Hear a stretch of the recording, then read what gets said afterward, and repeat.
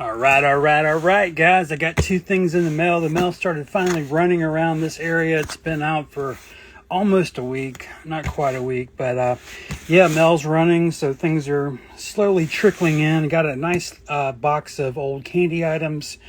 That's what most everyone's used to watching. And also have a single candy item we're going to open first here. So let's get in there and see what came in the mail today. Now, this is an item I've been waiting a pretty long while to find. It's not something to, run out in the streets and call everyone's attention to it, but it's something that I've been looking for a while. Here it is.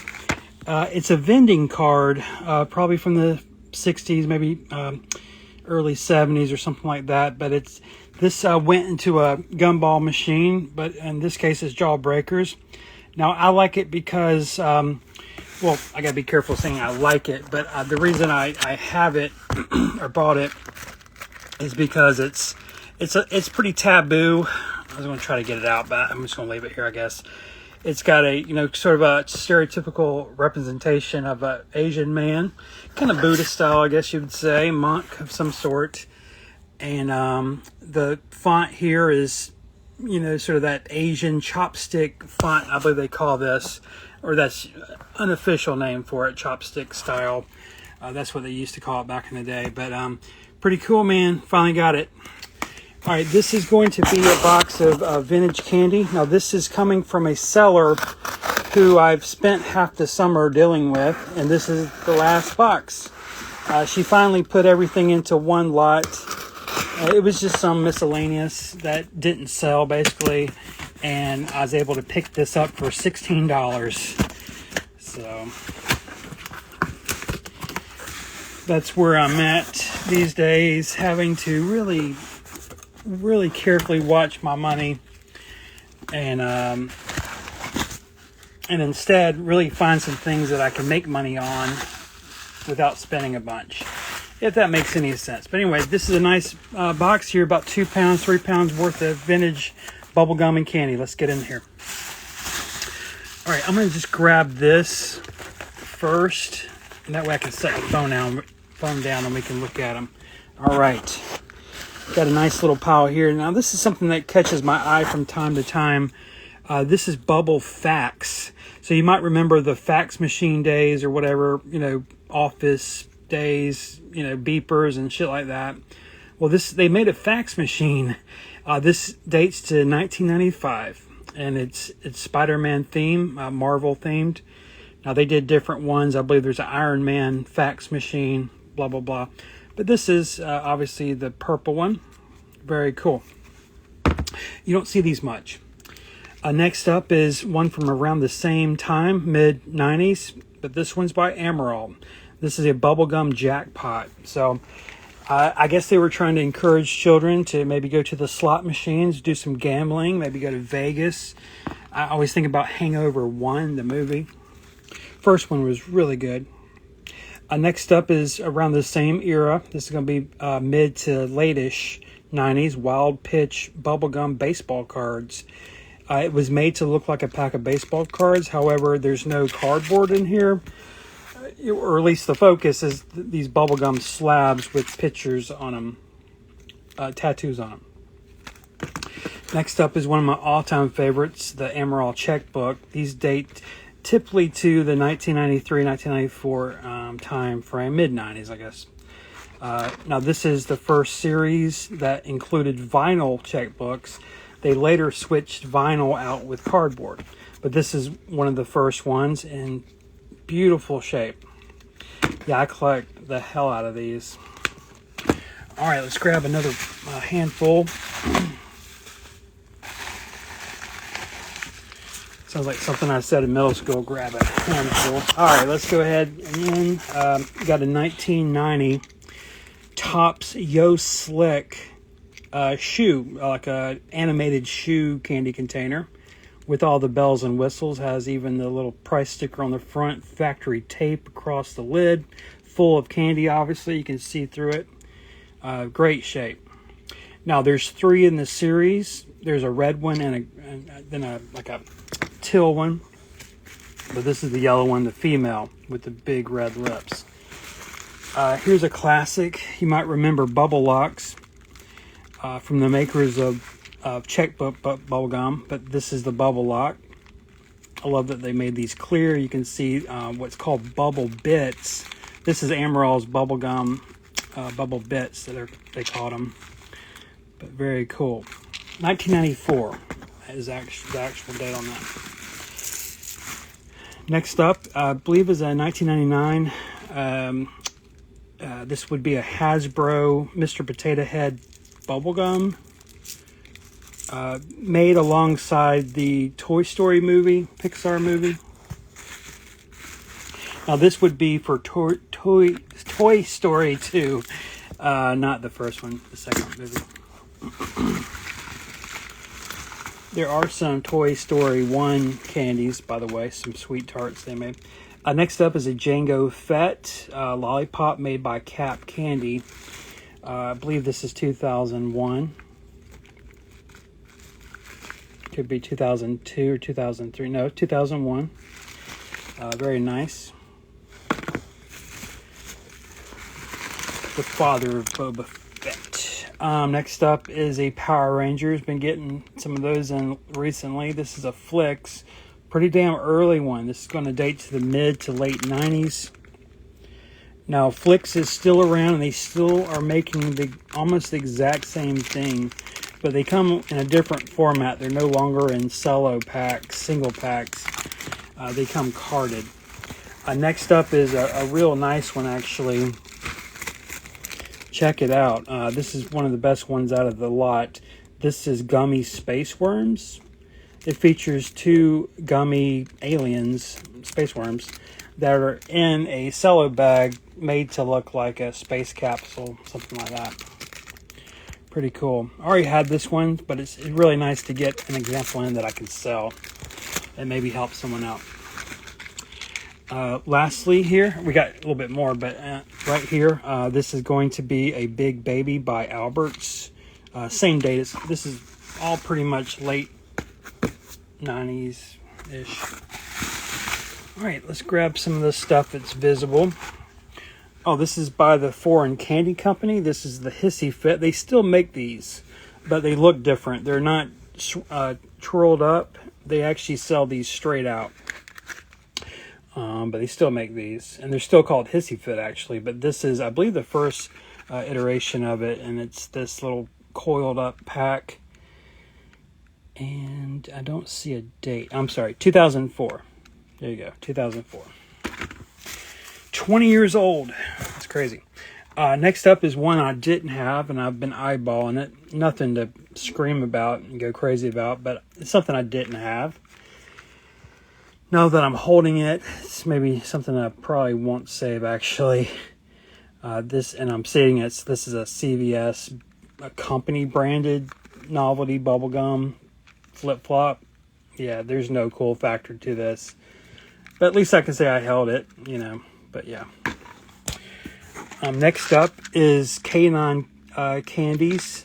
This is part of a, I guess, becoming kind of a long line of dog dish novelty candies. But this is probably, I would call this like a series 2, 3, 4, something like that. It's by Coco's. Yeah, they're not typically dated, but this is going to be around the year 2000, something like that. Let's grab these CD bubblegums. You probably remember these. These were everywhere during the late 90s. This is a Top Gun novelty CD called Pop Gum. One of the coolest things about this release is they had novelty songs written on the back.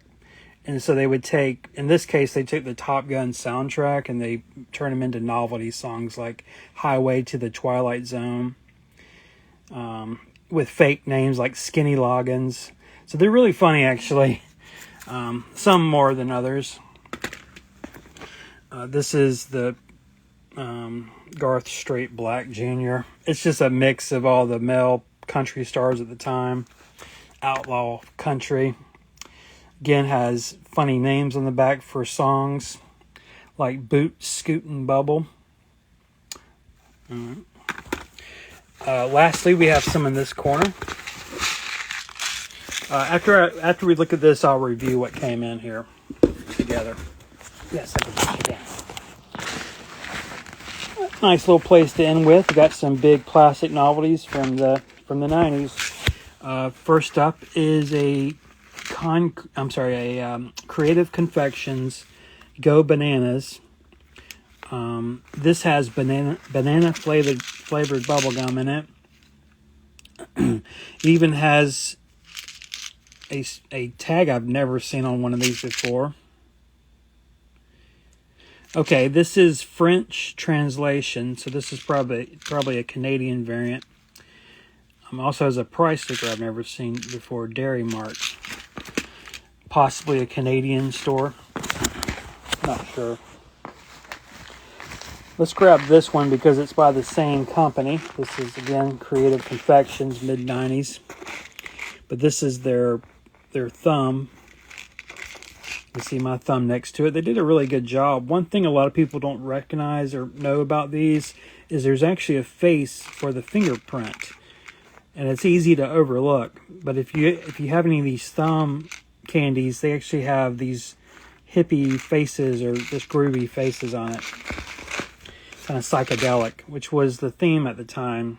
If you remember the mid-90s, a lot of psychedelic influence. Okay, then lastly is a pretty rare one. This is the Cap candy bubbles, made to look like, you know, the bubble wand stuff, but it's actually candy that you eat.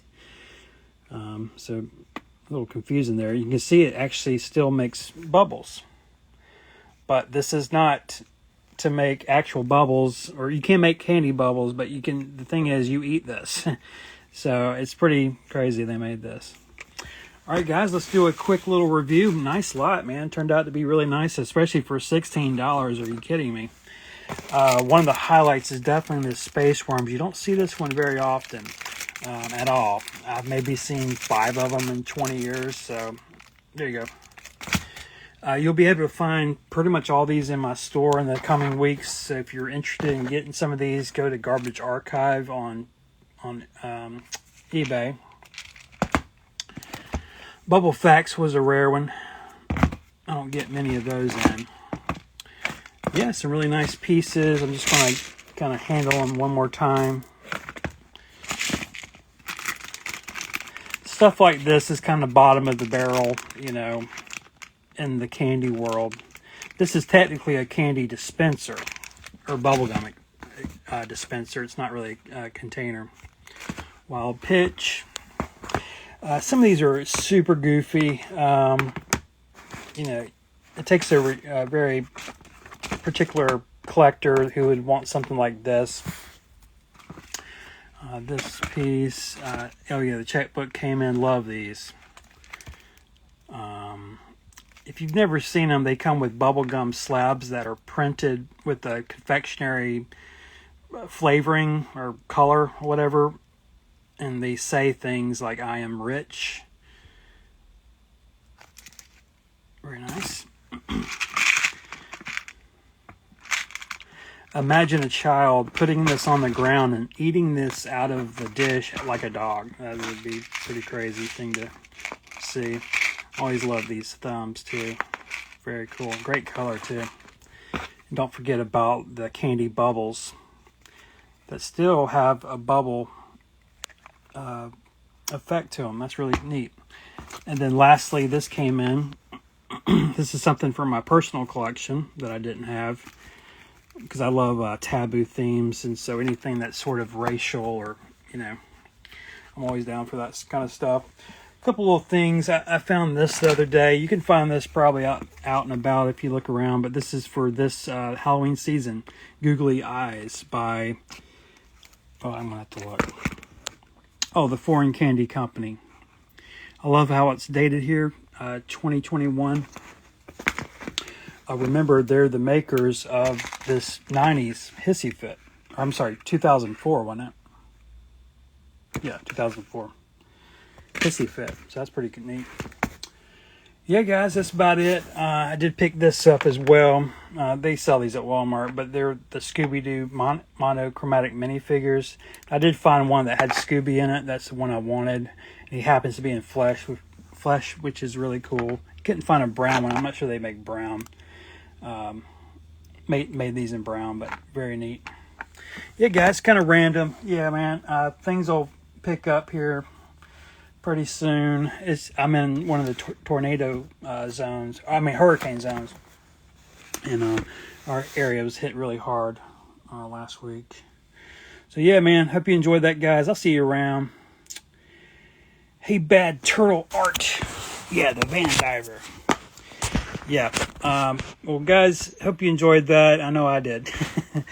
Yeah, just so you know, most of this stuff, and I got all this other crap out, this is all for sale. 95% of the stuff that I open on these live streams gets sold, basically, because I already have all this. And so this is just a bunch of doubles. Like I said, I'll keep this. That's something I bought for myself. Yeah, you guys have to see my racist candy collection. It's pretty amazing. I've never shown it, so that's something we can do one day. One rainy day. Not today.